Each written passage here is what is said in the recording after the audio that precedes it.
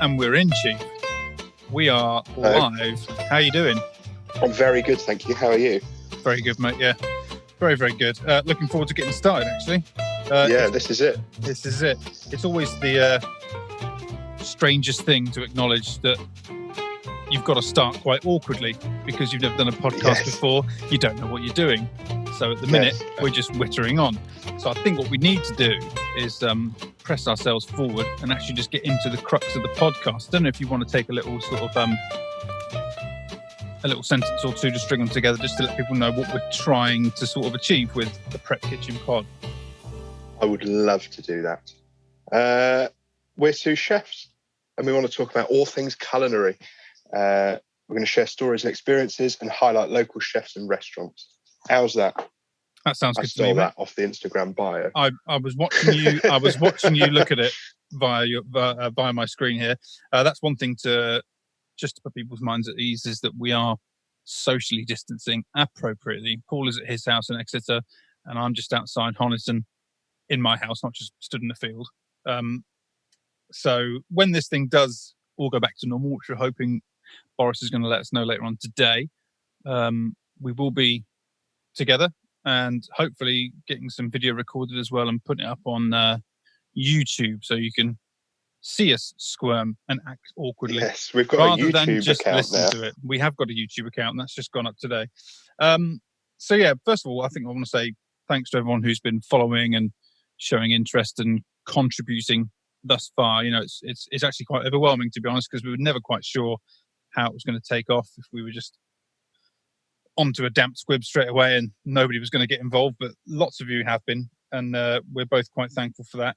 And Instagram, we put up some questions, I think it was end of last week, and loads of you fired some things our way, and there's a couple that we kind of, I suppose we'd like to elaborate on really, and I think would help give people who don't know us a bit more background into sort of what we're about. And one of them was like, how did we get into cookery? And I know your story's very different to mine, Paul, so I don't know if you want to just let people know exactly how you started on this culinary path. Well, yes, I would love to. I suppose I had quite a traditional entry into cookery, really. I started my paper round at 15, 14, edit that bit out, Ed. And I hated getting up at 5:30 in the cold. So I got a little weekend job in a cafe. Thoroughly enjoyed that. Washing up in the hometown of Teignmouth. So shout out to the Hobbit. And then I joined the RAF at 15 and a half and did catering in there. And then when I left, I've sort of meandered my way in and I met you at the Royal Clarence. It's true, about 4.5 years ago. Four and a half years ago. Just before it burnt down. Just before Which has nothing to do with us, can we just say? No. We're just getting that right on the table at the moment. I always remember, sorry to interrupt, I always remember the morning of when the fire took place because I was in bed early doors with my lovely fiancée beside me, and her mother gave her a call and just said, "Is Matt at work today?" And Harriet said, "No, it's his day off. He's next to me in bed." She went, "Oh, that's good. I just thought I'd let you know that the hotel's on fire," and then just hung up, and that was it. What was I doing? I was at the beach with my girlfriend, and I got a text from the head chef at the time, just Alex, and said, "Don't come into work today," thinking that it was just going to be a tiny little thing. But what a sad state of affairs. It was sad because it wasn't a long time that the pair of us were working there together, but thoroughly enjoyed it. It was tough. It was a hard kitchen. I mean, we were certainly short-staffed to say the least, and I'm not quite sure I can remember how many covers we could do on an evening there in that restaurant, but 60, 70 covers easily, 2 rosette standard. It was decent food and it was pushed out in a timely manner, and it was tough, but it was great fun. And I'm just hoping that when the Clarence is rebuilt in whatever guise in which it is, that it continues to be certainly a centre for I think we've lost something in Exeter, haven't we?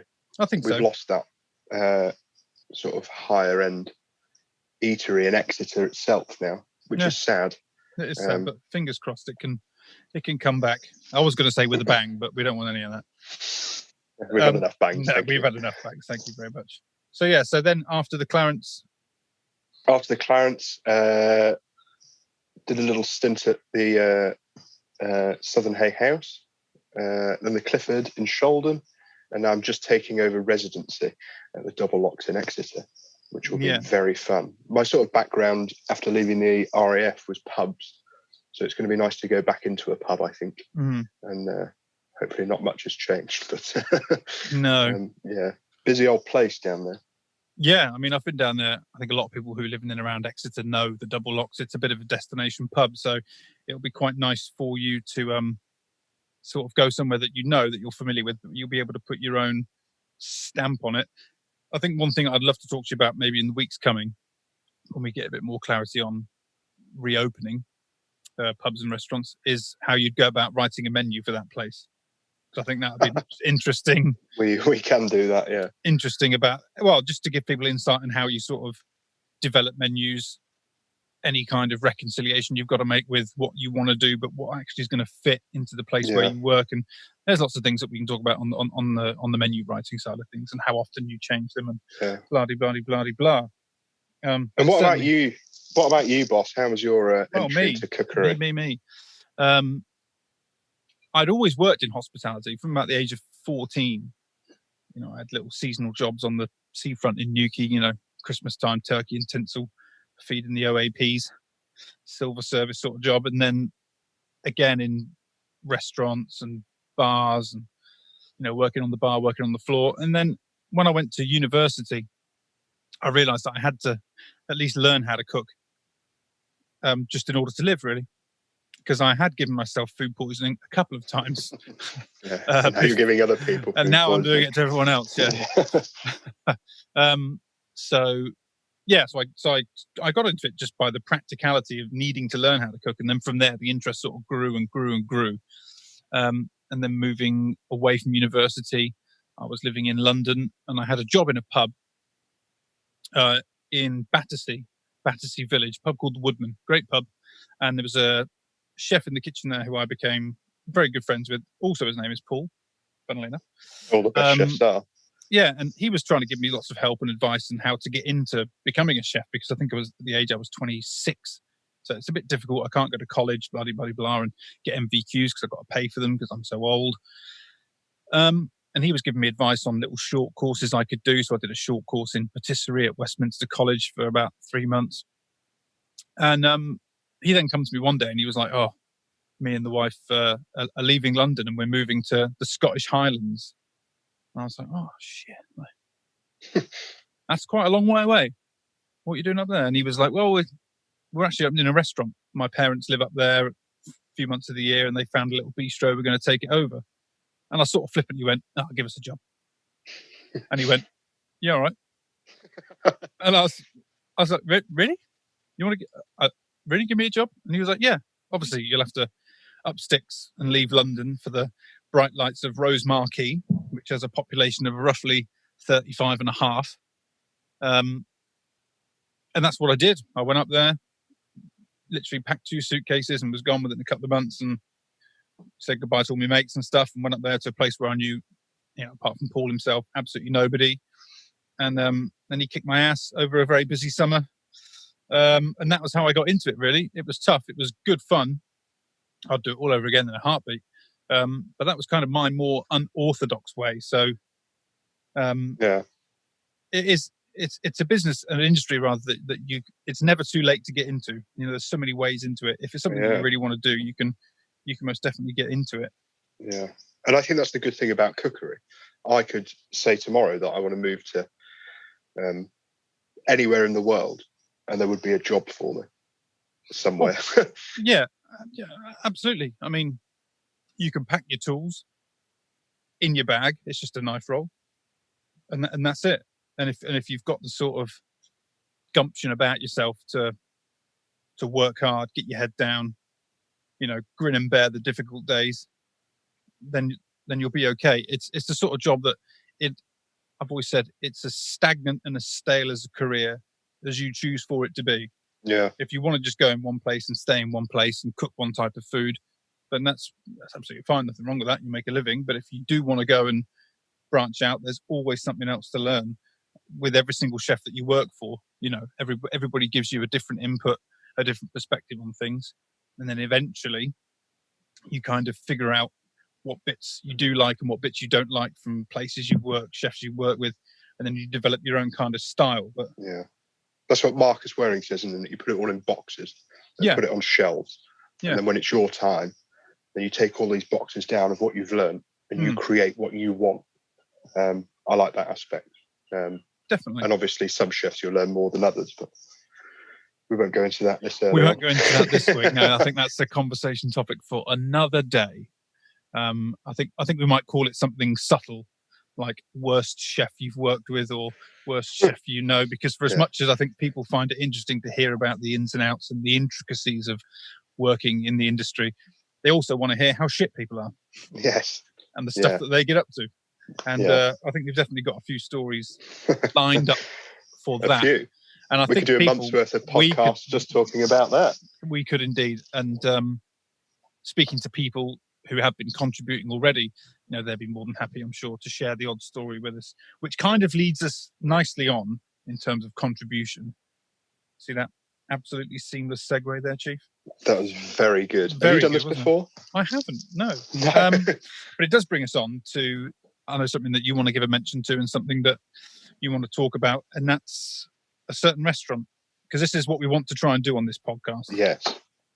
I want to give a massive shout out to Jason Mead from the Galley in Topsham. They've got a new lunch menu. You can check all that out on www.galleyrestaurant.co.uk. I have had a look at it today. It looks very delicious. Yeah. And they have been given some new picnic benches on the quay in Topsham, courtesy of Love Topsham. And that's their sort of outside dining area. All social distancing is, of course, being adhered to out there. But yeah, Jason got in touch with a question for us, asking about seasoning. If I can find it. Salt and pepper, the good guys. Yes, that was it. Yeah. So Jason's got in touch with a question or a topic for conversation. Salt and pepper, the good guys. What are your views on Salt and Pepper? What, you mean the 80s pop band? Yes. Or, okay. I preferred Pepsi and Shirley, but push it. Well, I think overall, I think he's just sort of trying, I think, if I can speak for him, is just sort of highlighting the sort of importance of seasoning and also the alternative seasonings that there are, because everyone puts a bit of salt and a bit of pepper in their food. I hope so anyway. And I think if there's one thing that you notice with those, let's just say like home cooks or amateur cooks, is, and you notice it on the television if you ever watch Amateur MasterChef or things like that, and even in the professionals, it's the one thing that they're really, really hot on is seasoning. And they will say time and time again, it's a little bit light on the seasoning or it's over seasoned. It's such a difficult thing to get right because you can only ever season to your own palate. Yeah. But it's always, I think, best for me personally. Everyone has different ways of doing it. It depends what I'm cooking as to how I season it. But I mean, for example, last night I just made a simple sort of like beef bourguignon for dinner. And with things like that, like a braise where there's different stages to the dish, I like to season in stages just lightly at every single little step. So the meat gets seared, there's a little bit of salt and pepper that goes on there. The meat gets drained out with the fat, and then you start to slowly cook down the onions and the herbs, and that gets a little seasoning. Meat goes back in, and then sort of season at the end to taste. And it's all about trying to identify the type of flavor profile that you want at the end of the dish. Like, for example, with what I made last night, I put just a tiny little splash at the very end of, good quality balsamic vinegar, just to give it that little hit of acidity. And that's the thing I do with a lot of sauces. Like to finish them with a splash of either good quality vinegar or a little squeeze of lemon juice or lime or something acidic, which will just lift the flavor that little bit more in a way that salt sort of can't do. But a good thing, sorry to jump in, a good thing that I was shown years ago, and it's something that people can try at home to understand sort of how salt works and how it works on your palate, is if you get yourself a little glass of tonic water and take a sip. It just tastes like tonic water. Put in a little pinch of salt and take another sip. Eventually, after a few little pinches of salt, it'll start to taste sweet. Yeah. Sweetness that just drinking it normally you just won't get, but enough salt and it'll taste sweet. And then you go overboard and you just taste salty water. So it's kind of a good like object lesson for people to understand like how seasoning works and how I've never heard that before. Well, I think that'd be a good thing for young chefs to do. Give it a try. Well, I think it just highlights, sort of like the fine line you tread sometimes in terms of, over seasoning something. But I don't know if there's any little tips that you've got or ways that you like to season, because I know every chef sort of does it differently. Not really. I was always told to season with salt and not pepper. Yeah. Which is the most common sort of, as my career has progressed and I've sort of come into my own as a chef, I kind of disagree with. But salt is so important to food because it, as you say, elevates it from that next to that next step.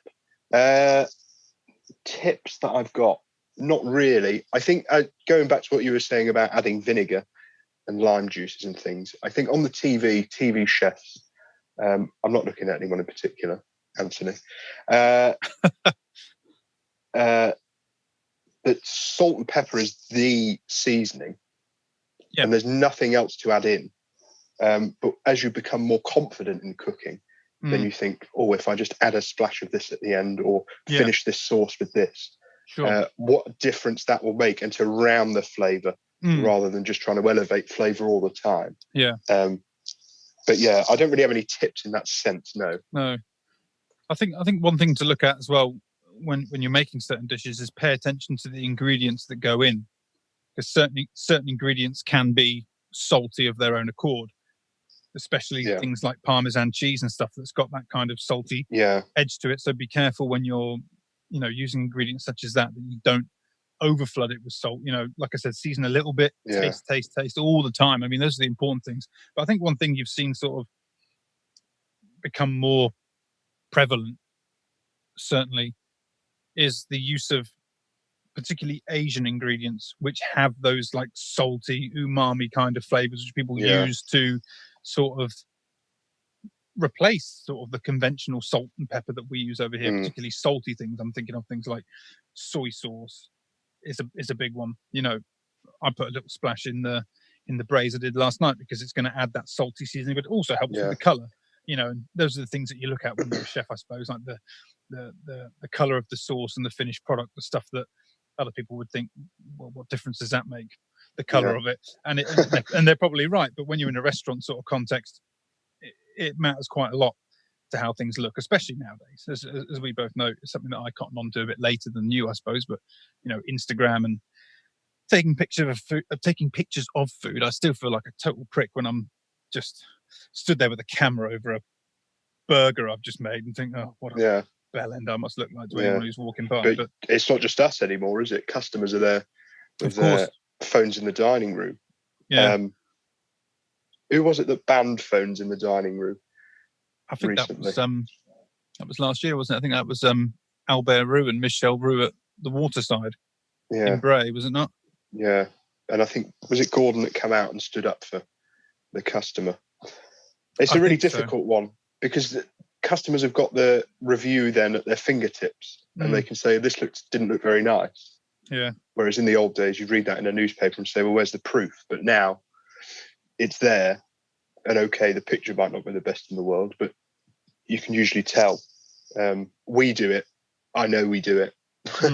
We'll screenshot pictures of chefs' Instagram pages and send them to each other and say, of course, not a massive fan of doing that. Everyone's criticizing everybody else now. Yeah. Where before you had to go and eat there. Yeah. And taste it and say, I tasted it and it was amazing. Now it's all about looks and it looks good. Yeah.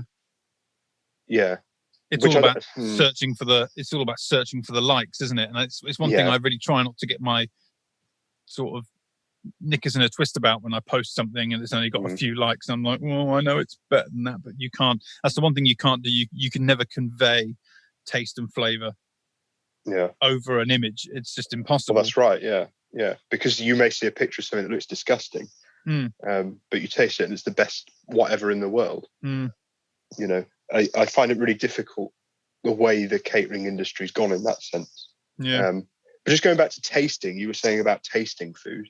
I've got this massive bugbear about cookery programs where they don't taste anything. And I don't know if it's just edited out for TV purposes, but it really winds me up that you never see them tasting at any stage of the thing. Is there any particular show that you watch where no tasting happens? Yes, there is. Yeah. There is. It's MasterChef The Professionals. MasterChef Professionals.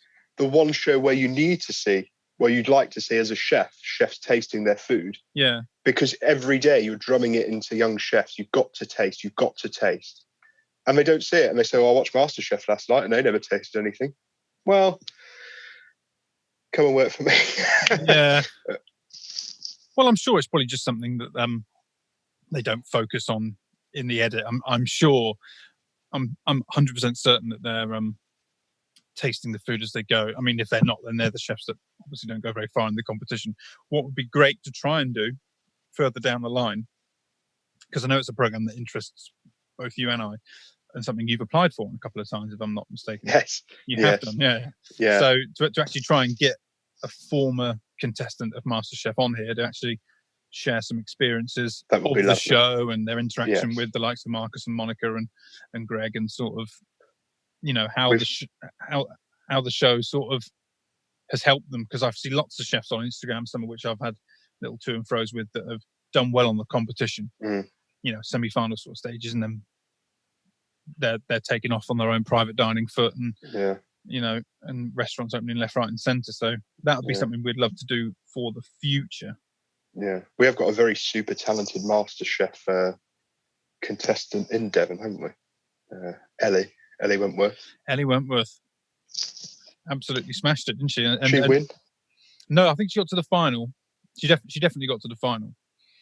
But she's a great example. She's a fantastic example of, you know, where would her career be now had she not gone on that competition? Yeah. And, you know, she's got herself down into the Angel in Dartmouth. Yeah. And I got to say, the food is, you know, realistically, it's as good as you're going to get anywhere in Devon. I would say, you know, possibly, you know. No, I'm not even going to add a caveat to that. I'm going to say it's realistically as good as you're going to get down in Devon, if that's the sort of food that you're into. Yeah. You know, because sometimes you can't compare certain things, but yeah, it is a special place to go and have a very nice meal. But, you know, another one, if we could get her on and have a chat with, that'd be fantastic. And talk to her about seasoning. Yes. Yeah, that'd be nice. Sure she'd have some very strong views on seasoning. Sort of moving ourselves forward to what I know, because it's obviously a bit of a sparse kind of time for culinary topics, because nowhere's open. No, that's very true. But one thing that certainly did catch your eye, mine, and many others as well, that happened in the last week, was a little conversation online between Rishi Sunak and good old Big G, Gordon Ramsay. Yeah. I think it's caught a lot of people's eyes, actually. So just give a little bit of background into sort of the background. So Rishi and Gordon had a sit down last week to sort of discuss lockdown, how he's coped in lockdown, and the restaurant industry as a whole. But and there's a big but here. This has massively backfired because people are saying that Gordon isn't a voice for catering really anymore. If you haven't watched the video, I do urge you to go and watch it. It's on YouTube. It's about 15 minutes or so long, isn't it? Yeah. And it's a little bit cringy. Really is, it's so cringy. All it really is him plugging his new game show. Wednesday, 9:00. BBC One. BBC One, don't know what it's called. Do you know what it kind of reminded me of? Watching them two interact. Like a really, really awkward first date. It reminded me of, well, you know, I've got a couple of restaurants, and well, I just happen to be Chancellor, and you know, it's been very difficult. I've got kids as well, and it just got a little bit cringe. Rishi did have a lovely iPad stand though. that I've been looking at online. I've got to get myself one of them. Yeah, yeah. So as you might have guessed, this hasn't gone very well, and a few sort of prominent people have come out and sort of backlashed what's said. Asma Khan, founder of the Darjeeling restaurant in central London, has said that the Chancellor's post reeked of privilege and was a reminder to small businesses of how little we count. I'm just reading this from The Independent. Yeah. I don't know if we've got to fact check them in there. She told The Independent it's very upsetting, not because people want to hate Gordon or Rishi, but it is just so brutal when we can't survive or are struggling. This third lockdown has been so hard for everybody, especially those of us in central London, which is a ghost town.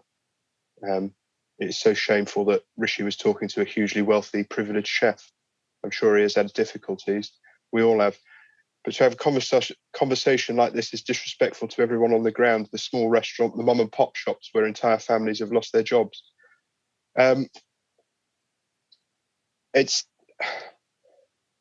Look, this whole thing for me is just a massive PR stunt for Gordon and for Rishi. I think Rishi said he wanted to get one of the industry leaders in to talk to him. It kind of hasn't really, has he? He's got in a celebrity now. Yeah. Gordon sort of 20, 30 years ago was quite that old enough, but a junior Paul, Gordon of that period was very big in my life. Yeah. And watching what he's become is very what's the word I'm after? Inspiring to a lot of young chefs that if you get your head down and work, then you can get there. I mean, like you say, the use of the word privilege and everything like that. Yeah, you know, of course, that's, you know, he does certainly have privileges, but he's a self-made man. You know, he didn't just. He wasn't born into a hugely affluent, wealthy family, and they had a restaurant and they loaned him, you know, an X amount of money to go and start his own restaurant. You know, he got his head down and he worked. But like, I get asked a question by friends of mine, you know, and they say like, would you say the best chef in the UK? And they always go, would you say it's Gordon Ramsay? And I always say, like, if you were to have that conversation 20 years ago, who's the best chef in the UK? Then Gordon would have most certainly come into the conversation. That same question today, he's not relevant. No. I tell you who is relevant. The first female British chef to win 3 Michelin stars, Claire. Would have been far better person to talk to. Yeah. Even an Angela or a Mark Sargent or a Marcus Waring. But as we've said, they're not massive voices in the industry, are they? Well, they're big voices within the industry, but I think within the industry, But I think why Rishi Sunak picked Gordon to have a conversation with him is because Gordon Ramsay is a massively, instantly recognisable figure, even if you're not, you know, in any way proactively or even passively involved in the hospitality industry. Everybody knows who Gordon Ramsay is. But he was given such a good platform here. Of course he was, and he missed an opportunity. And he's missed an opportunity to stand up for the smaller businesses and stand up for these little independent restaurants that are here, that really are struggling. I worked in a restaurant before this sort of lockdown, the first one, and that closed. And it was so sad to see somewhere to say, we can't afford to do this anymore. And it's sad. And they had invested quite heavily, hadn't they? Yeah, of course. Yeah. So it's really sad. And to know that this is going on across the country, to get someone to come on and start bullshitting for 10, 15 minutes about your new bollocks game show that's coming out Wednesday, 9:00 bank balance. I'll be tuning in. Is ridiculous, because you've got the perfect opportunity here to sit down with the Chancellor and say, look, your furlough scheme was good. This is good. However, where's this? Where's that? Why haven't the government done this? And it's sad. It really is sad that they've used it as a PR stunt for each other. And not used it for what it should have been. I summed it up as a reciprocal session of blowing smoke up one another's asses. Now, I don't mind. Like I said, I've got no problem with Gordon. I watch his TV shows. I've got a few of his books. Like yourself, you stated earlier on that he was quite an inspirational figure, certainly when I was younger, in terms of what he had achieved and what can be done. I think a lot of people looked up to him. But now, there's two things I like to see Gordon Ramsay do. That's cook and swear at Americans. That's what I like. That's what I like to see him do. I couldn't give two shiny shits about Laura from Hemel Hempstead who wants to win £1,000 doing some banal challenges on the BBC One game show hosted by a bloke who cooks for a living. Yeah, it doesn't make any sense. He doesn't really do that anymore. Well, no, but it doesn't make any sense to me. Like Gordon Ramsay, the game show host, it basically equates to getting Bradley Walsh to host MasterChef next time round. I would definitely watch that. He is funny. I'll give him that. He is funny. I'll give him that. So a very heavy catering news story there for the first episode. Yeah. But I think it needs to be talked about because today, as we're recording this, it's the 22nd of February. Yeah. Big Boris is coming on later to talk about our roadmap out of this. Sure. And I don't know that catering over the last 12 months has been saying, where's our help? Where's our support? And to give someone an opportunity to actually sit down with someone in government and absolutely not roast the shit out of them as to what's been going on is unforgivable in my opinion. Even if you have been overall an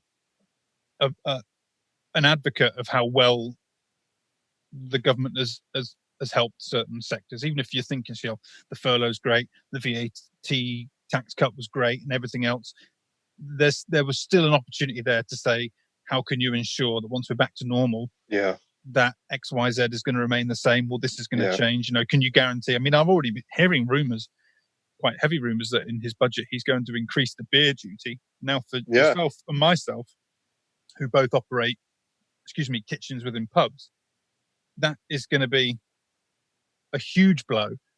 Because you think about how over the lockdown, especially, I've got several friends that have gone and done this, and I know many, many people that did the same.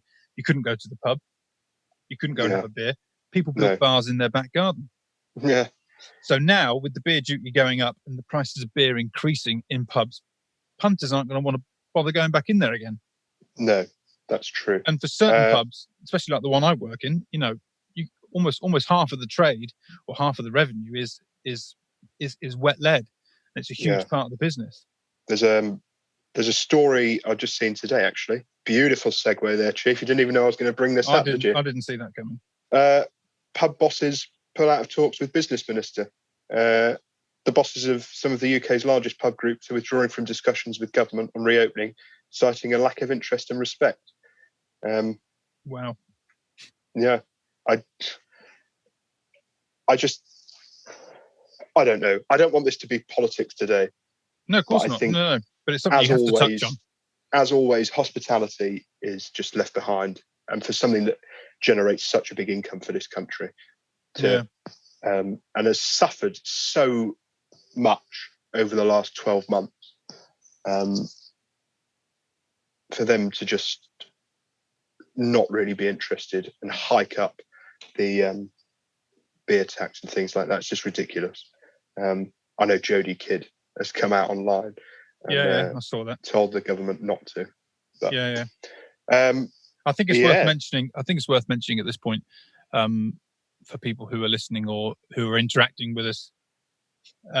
There's a wonderful campaign which got going a few months back, and it's called, if you search for the hashtag seat at the table, it's all to do with getting a minister for hospitality to represent our industry within government. So it got through the first, I think it was 200,000 or 100,000 signatures that were needed in order for it to be. Took off. It took off like a wildfire. It caught. So that is something to keep an eye on. If we do manage to get somebody to voice our interests in Parliament for the industry, and secondly, what actual effect they're going to have to do. But that's all, for the future. But anyone who's listening hasn't heard of it, hashtag seat at the table. get involved, sign the petitions, do what you can, because it's only going to benefit us. We're such a huge section of society not to be represented in the government. I think it's about high time that they got somebody involved, and I'm willing to do the job, Chief. I will go to Westminster. I know you would. I would. I think at this stage of the day we need someone pissing out of the tent and pissing in, or however that saying goes. I think we need someone in there to say, look, this is what's happening. And I think that's enough of the heavy stuff for one day. Yeah. So we're going to go into a little segment now called A Matter of Fact. A Matter of Fact. This is something that we're hoping to sort of do every sort of time, really. And it kind of feeds in nicely to hospitality and how it's had to alter. Some places have had to alter in order to just simply survive during lockdown. And of course, for a lot of restaurants, a lot of pubs where I work, I've been doing it. It's takeaway. So, based on that particular subject, I got a quick question for you, Chief. What would you say is the number one form of takeout food in this country? Have a guess. Burgers. No. It's actually It's actually pizza. Pizza is the most popular. So I thought what I will do on this particular subject is give you some quick facts about pizza. Oh, I thought you'd ordered me a Domino's. No, you've had enough, big boy.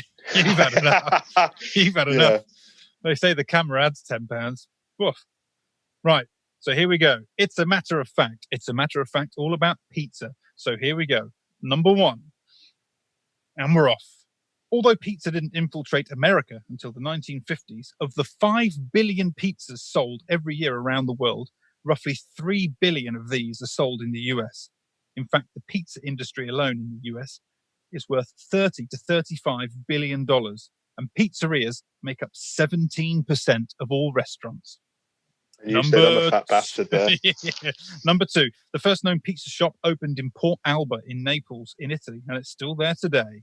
Number three, pizza was originally sold as a whole pie until 1933, when a chap or a lady, can be both names, called Patsy Lancieri started selling pizza by the slice and made it a popular trend. This one will blow your mind. This one will blow your mind.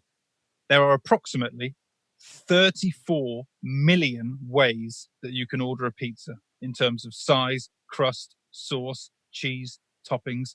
34 million alternatives. Blew my mind. Anyway, number five. Well, it's a very fascinating fact. Number five, squid is the most popular pizza topping in Japan. I don't know how I feel about that. Squid. Whereas in the UK and the US, it's pepperoni. Yeah, and it's certainly not fucking pineapple. It's not pineapple. We'll get onto that a little bit later. Number six, a New Zealand chap by the name of Josh Anderson holds the world record as the world's fastest pizza consumer. He ate 12 inches of pizza in just 1 minute and 45 seconds. I could do that. I know you could, yeah. And there's a Romanian chap called Cristian Dumitru who ate 200 pounds in weight, which is more than his own body weight of pizza, in a single week back in 2006. Does it say where this guy's from?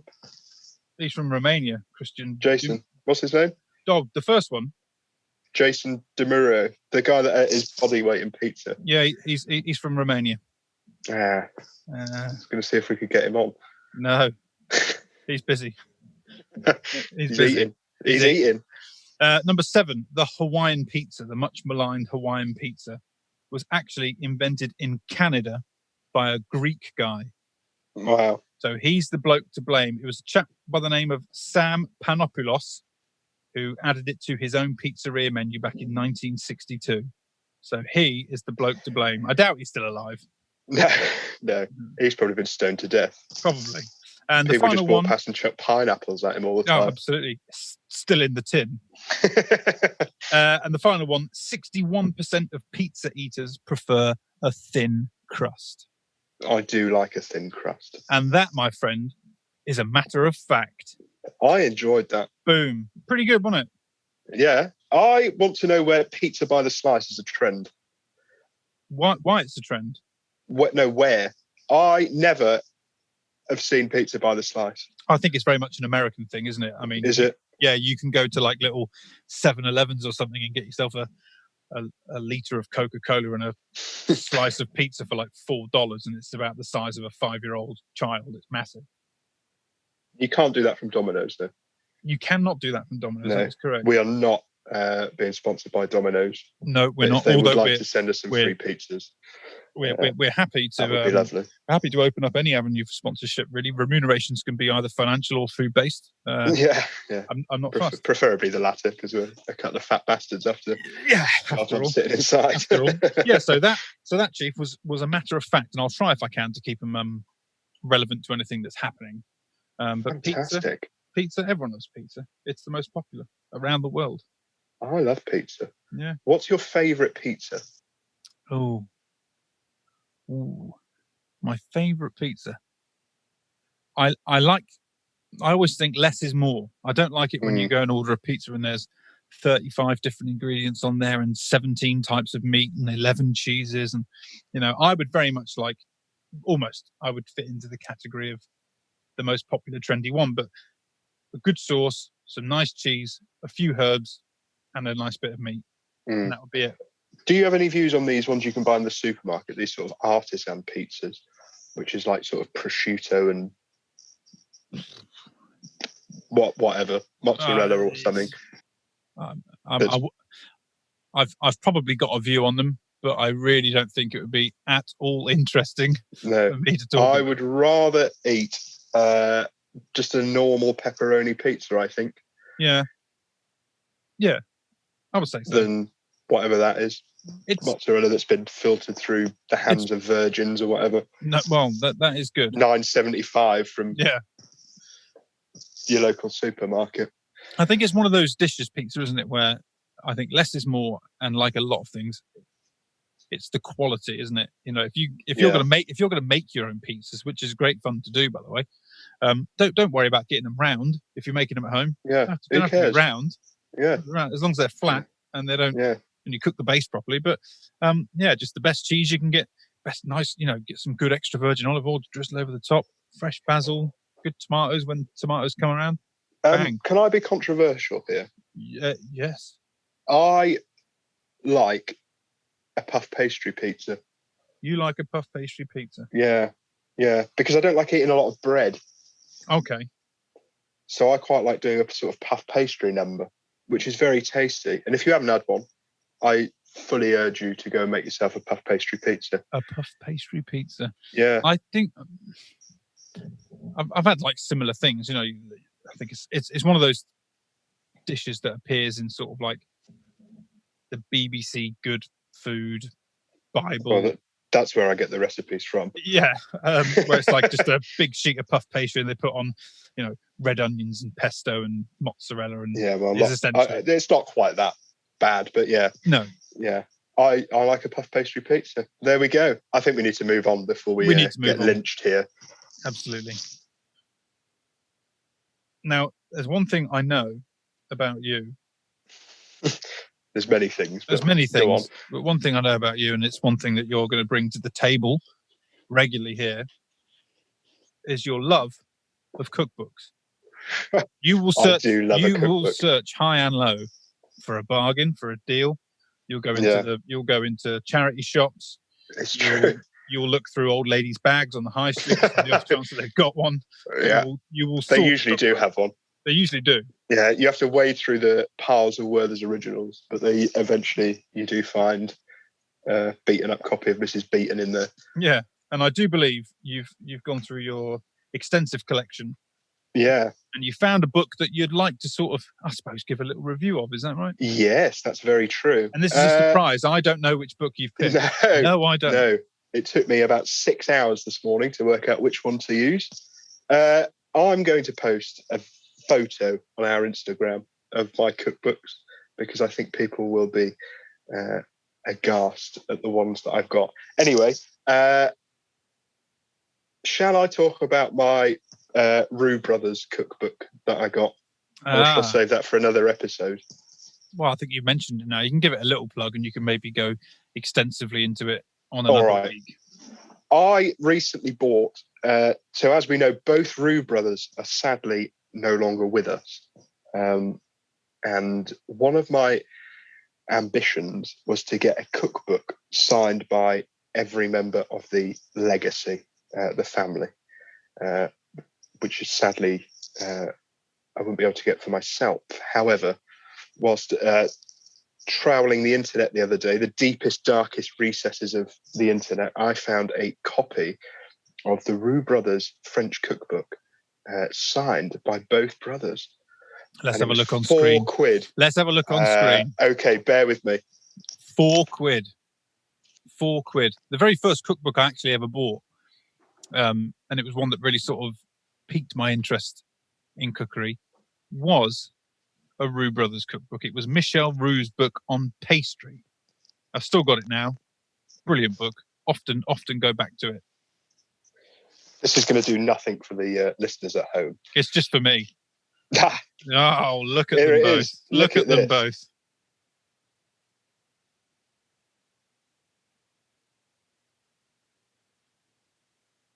Can you see that, Chief? I can just about make it out. I think it just proves what That's Michel.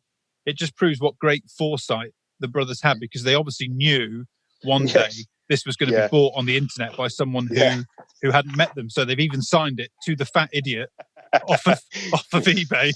Off of eBay, Michel and Albert. Yeah. That's Albert on the first page there. Yeah. And there's Michel.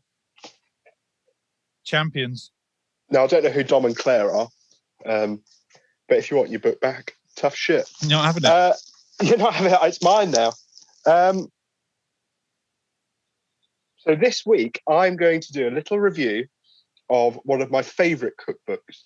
I think you might have bought me this. It's possible. For a Christmas present. It's possible. It is by someone from where I'm originally from. It's the Yummy Brummy himself. It's Glyn Pennell. Oh, Rib Ticklers and Shoe-Ins. Rib Ticklers and Shoe-Ins. Great name. I love this book. I don't know why.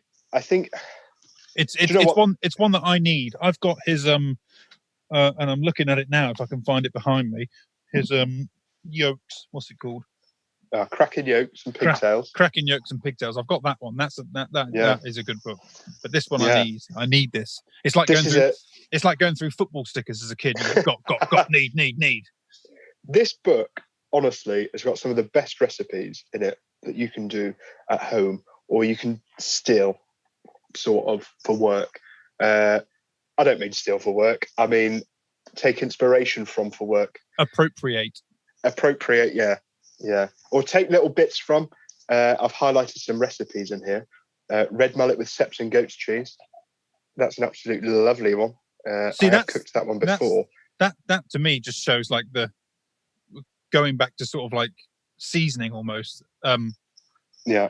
And it's the combination of ingredients. I wouldn't think. I mean, the reason why I wouldn't think of it and Glyn Pennell would is because one of us is an extremely talented chef, and the other one is a slightly overweight ginger.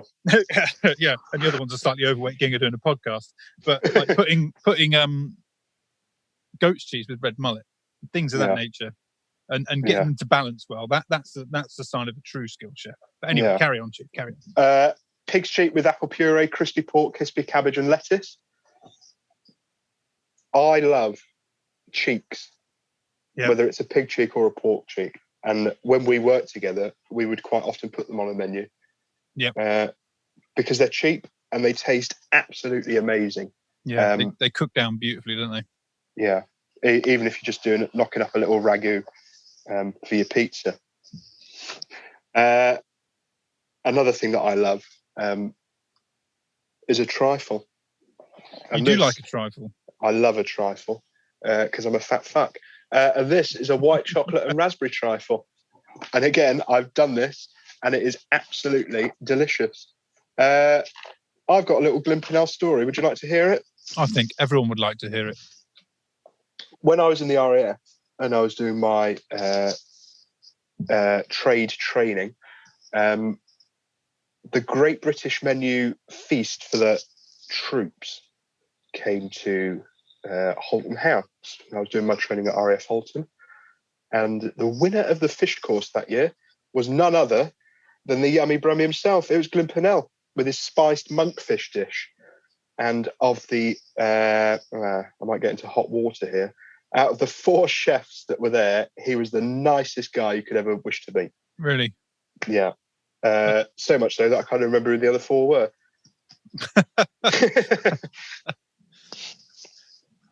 I think Nigel Hayworth won one of the rounds. Yeah. I mean, how many years back we going now? That's 10 years, isn't it? Got to be 2009. Oh, before, Jesus. So he would have been like I suppose he would have been like one of the new kids on the block then, really, to some degree, would he not? Yeah. Ever since I met him, I followed his career. Sure. And Pennell's is one of the restaurants I would love to go to. So if you are listening, Glyn, book me in. You're paying.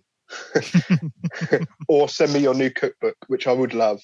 I'm not going to talk about it on this episode, but the rise of cookbook prices is a little tease for you there. Yeah.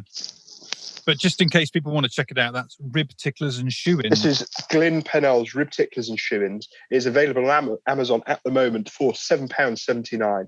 Well worth it. This isn't an ad either. No. But if Kyle Books do want to send me some more cookbooks to review, I would be very grateful. Yeah, I think it's interesting how chefs, I'm obviously speaking from my own personal experience, like how we use cookbooks to help us to develop dishes. For myself, I tend to look through them, and I know Glyn Pennell's books, like many others, are useful for this. It's technique, because at that level of cuisine, they're at the forefront of developing new techniques. And those are the things that if I was going to steal anything or get any real inspiration from it, it'd be more to do with technique and possibly flavor combinations and ingredients than it would be to just, I'm not just going to, lift a dish straight from a cookbook and just whack it on a menu. And if you are going to do that, you are going to take a chef's dish, and we've done this before ourselves, is credit the chef with the dish. Yeah. I mean, we did it notably when we were working together. We put Marcus Waring's egg custard tart on a dessert menu, and we labelled it so on the menu that it said egg custard tart Marcus Waring. Of course, the management and owners of the establishment told us to not do that. But that was what it was. It's his dish. It's not ours. And for those of you that want to go and try and make that dish, bloody well do it, because it is the finest. It is the best. It's the finest egg custard tart one I've ever had. You're ever likely to get. But that's something to definitely look forward to. I think from week on week, Chief, is a nice little book review. Yes. I suppose I'm the same, really. I use them more as a reference guide. I think if you're sat there writing menus, it can become quite sort of, I don't know, you get sort of writer's block, really. And you think, what am I trying to do? What am I using? Pull out a couple and have a look from there. Sure. Does that make sense? Absolutely. And sort of what goes with what. And sometimes your brain is just so, oh my God, I've got to write another menu, because menu writing comes around so quickly sometimes. Yeah, I think that's something we can definitely elaborate on next week, is the writing of menus, because obviously you're going to be, shall we put it politely, balls deep in menu writing very soon for when we get the green light to reopen. So, how you go about that, your methods, trying to cook seasonally, which is a huge thing, how you deal with that. The next bit, what I'd like to get onto, is a segment that I'm calling Challenge Chief. Now, that is a little nickname that I've got for Paul. Call him the Chief. He sometimes calls me the Chief. So Challenge Chief is where I quiz him on his culinary knowledge, but not in the ordinary way. I'm not just going to stand here and ask boring questions. So there'll be a theme each week, and this week should be an easy one for you, really, because anybody who knows Paul, and for those that don't know, I'll give you a bit of an insight. There's 2 great loves in Paul's life.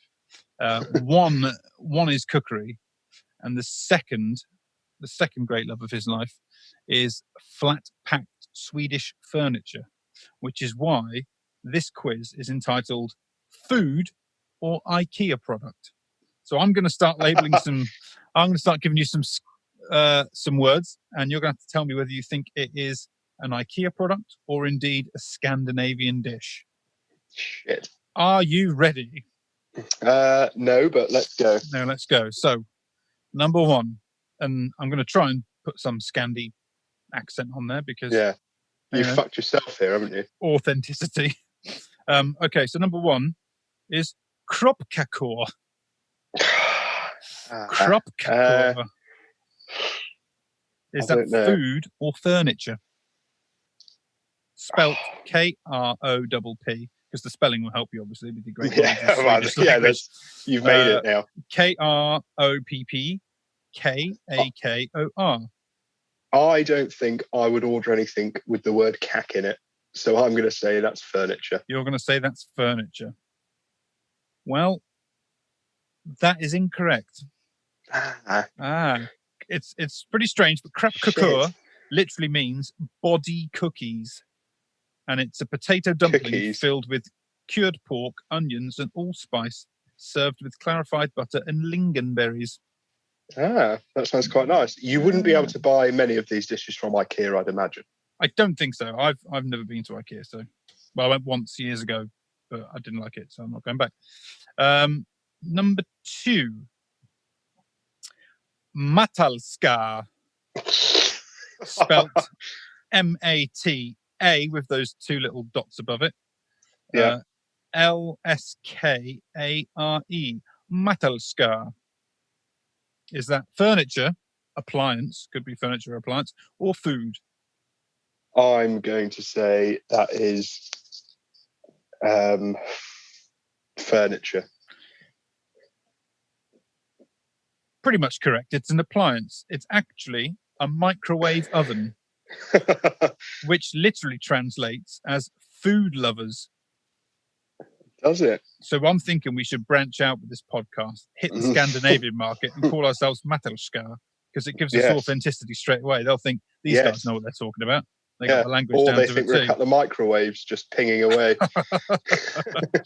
for 2 hours. Possibly. Right, number three. Vierkantig. Spelled F-Y-R-K-A-N-T-I-G. Vierkantig. I think vierkantig is a food. Unfortunately for you, Chief, vierkantig is the name given for squared candles. You could eat those. You could eat those. You'd be very unwell, but you could eat a square candle. Number four, kaldolmar. What is kaldolmar? Kaldolmar. Sounds like calamari. Sounds like calamari. So I'm going to go with food. You're going to go with presume food. That it's something similar to that. It's nothing like calamari, but it is food. It is food. It's minced meat, rolled in cabbage and seared in butter and malty syrup, also served with lingonberries, which seems to be They love a lingonberry in They love Sweden, a lingonberry. Two things they love is lingonberries and flat-pack furniture. Meatballs. There we go. Meatballs, yeah. And finally, this is a difficult one to pronounce. Tunbrudrul, spelled T-U... I don't know why I said it so surprised. I know it's coming. It's written in front of me. Turnbrudrul, spelled T-U-N-N-B-R-O with a couple of eyebrows on it. D-R-U-L-L-E. What's Turnbrudrul? I don't know, but this is starting to sound like a sort of very bad 70s German comedy. What was the word again? Turnbrudrul.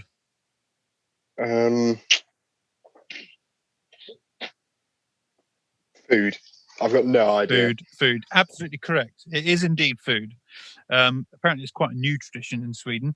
It means thin bread roll. Oh. Apparently, you get it in hot dog places in Sweden. It's a hot dog. Thin bread roll. Listen to this. It's hot dogs, mashed potatoes, and shrimp salad rolled in a thin, soft bread, popular on the way home after a late night out. So when the Swedes have been on the lash, they are chomping at the bit for a Turnbrud rule. They just want Turnbrud rule. They can't get enough Turnbrud rules. You cannot move in the streets of Stockholm for drunken Turnbrud rule. Yeah, and I would just like to say, if you are listening to this and you are Swedish, we highly apologise for that dreadful pronunciation. I think I did quite well. I'm not apologising for that. I'm just trying to ingratiate myself with our I'm just Scandinavian waiting for these cousins. lawsuits to come emailing in. Yeah. Well, that's when we'll just tell them our name is Maltaskier and we're actually from Sweden. But that was pretty good, Chief. I think you got 3 out of 5 there. What a treat. Are we keeping scores? Well, I kind of was. But that's a pretty decent showing. I'm going to write that down in my podcast notebook. I would. On episode 1, I got 3 out of 5. 3 out of 5. So that's the first ever episode of Challenge Chief, and I think it's safe to say that you successfully stood up to the challenge. Have we got a jaunty ditty for this one? I'm sure we'll find one. And pretty much the last thing, actually, and this is something that I know myself personally, and you would as well, love to get those who are listening and who are following us on Instagram to get involved with this particular part of the podcast. And it's a little ingredients challenge that we're going to set ourselves on a sort of weekly or bi-weekly basis, however regularly we can get these out. So what I've got in front of me is 5 ingredients written down, all numbered 1 to 5. And this week, Paul, you have to pick. So you pick a number between 1 and 5. I tell you what ingredient is written down. And then you and I will make something throughout the week and we'll document it on Instagram and things like that, and YouTube, about what we do with said ingredient. It's not like, we're going to keep it very basic, very humble. It's stuff you can get from your greengrocers and supermarkets, wherever you choose to shop. We're not going to be asking you to go out and source, the most expensive ingredients going. It's pretty humble stuff. And hopefully... Not yet. Not yet. When the budget picks up a bit, maybe we can... we can look at getting some summer truffles when they come in. But hopefully you guys and girls at home want to take up the challenge, have a little cook up, then send us what you've got, and maybe, I don't know, we'll pick a winner each week. We might even be able to organise a prize for the dish we think is the best. Maybe you guys can vote on Instagram who you think's done a better job out of Paul and myself with said ingredient. Obviously, if I lose heavily, then we'll get rid of that particular segment. So we'll be getting a trophy. We'll be getting a little trophy to pass between us. So you've got between 1 and 5, Chief. Pick. I am going to pick number 4. Number 4.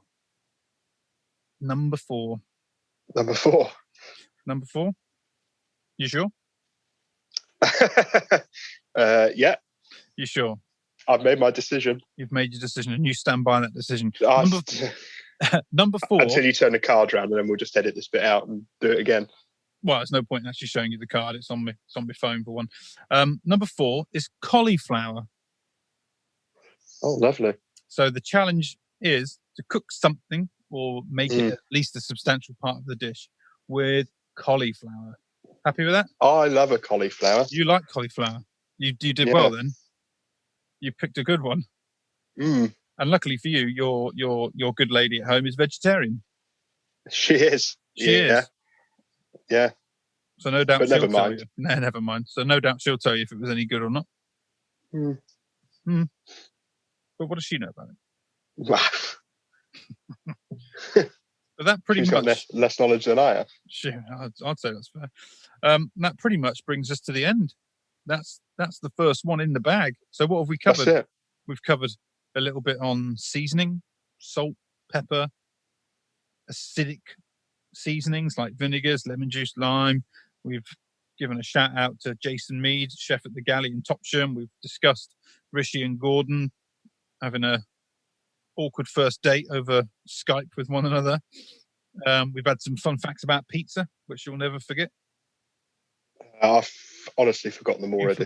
So have I. We've had a little look at one of Glyn Purnell's books, which was Rib Ticklers and Shoe-Ins. That's the one. That's the one. Go out and buy it if you haven't got it. Right, you haven't got it. We've had a little challenge: Scandinavian furniture or food. You seem to know what you're talking about. And we've got a week or two to cook something interesting with cauliflower. I mean, what an hour! What an hour! Just over an hour it's been. Never getting that back. I don't know if there's anything you want to add at the end there, mate. No, just want to thank everyone for listening and for all the support we've received over the last week. Keep liking and sharing and stuff on Instagram. If you do decide to cook something with cauliflower, if you use the hashtag PrepKitchenPodcast, we'll have a look at those. I think that's it. Oh, and don't forget to go over to the Galley Topsham and have a look at their lunch menu and maybe support Jason. He is on Instagram, Jason Mead. That's it from me, I think. Yeah. Have you thoroughly enjoyed yourself? I've had a great time. I'd also like to add, going back to what you said about the Galley and Topsham, if there is any other eateries in and around local to the sort of Devon area or even further afield, and they want us just to sort of give a little plug as to what they're doing or give them a shout out in any way, then, we're more than happy to do that. I think you put it well last week that, it's challenging times and we all need a little bit of help to try and get the word out there and go and support your local pubs and restaurants when they reopen. That's an important thing to do. But yeah, just generally concur what we say. Thanking everyone for support. Nearly 150 followers on the gram, which is roughly 150 more than what you've got on your personal account. So that's impressive. And yeah, sort of keep your ear to the ground. We'll be putting out some more Instagram posts. If you've got any questions for us or topics you want us to chat about, or just any fun, interesting stories you want to share with us that we can put out on the next podcast, then just get in touch and let us know. But I think that's all. We have got an email address. We have hit them. Yeah, prepkitchenpod@gmail.com. So any stories, if you've got a cookbook you want me to have a look at, if you want us to discuss something, if you found something in catering news that you think will be good for us to talk about, send us an email, because the Instagram messages are starting to become a bit overwhelming, to be honest. First world problem there, mate. So overwhelmed with social media messages. I can't handle it. We need to get a PA. That'd be good. We can't pay you. No. But if anyone wants to we can feed you in cauliflower dishes. So yeah, I'm quite looking forward to that one. Actually, I'm going to get my thinking cap on. Have you got any ideas? Come straight to the top of your head. Not really. Cauliflower cheese. Shit. How can we pump up a cauliflower cheese? How can we do it? Well, maybe that might be the theme within the theme. Who knows? But let's leave it there. I think it's been a decent effort first time round, mate. So we'll reconvene. And yeah, thanks to everyone who's listened, is going to listen, who's following us. We really appreciate it all. We're doing this for a good cause, which is our own amusement more than anything else. But yeah, and yours and mine as well, and theirs.